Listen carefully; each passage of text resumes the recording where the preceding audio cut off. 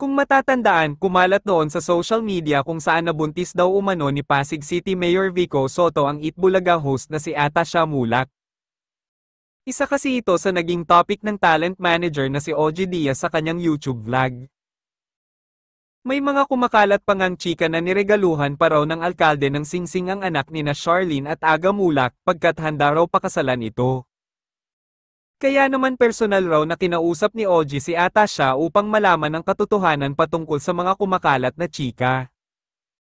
Ayon sa dalaga, maging siya ay nagtataka kung saan nanggagaling ang tsismis sa pagitan nila ng anak ni Bossing Vic Sotto.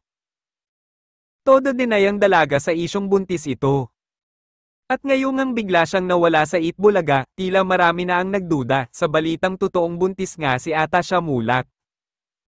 Pero sa inilabas ng online balita, conflict of schedule raw ang ibinigay na dahilan kung bakit wala na si Atasha Mulak sa noontime show na Itbulaga na umeere sa TV5.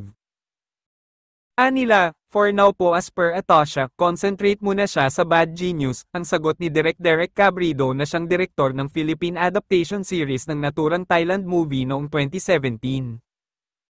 Dagdag pa niya, kasi ang problem, conflict sa schedule namin. Marami kasi ang nagulat na bigla na lang nawala si Atasha sa Itbulaga kung saan maraming viewers ang naghahanap sa kanya.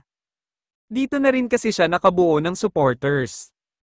Pagkatapos ba ng Bad Genius, ay babalik si Atasha sa EB?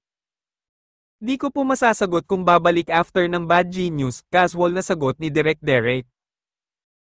Kung tama ang pagkakatanda namin ay noong Marso ini-launch si Atasha bilang lead star ng nasabing series at mapapanood ito sa streaming platform na Viva One soon.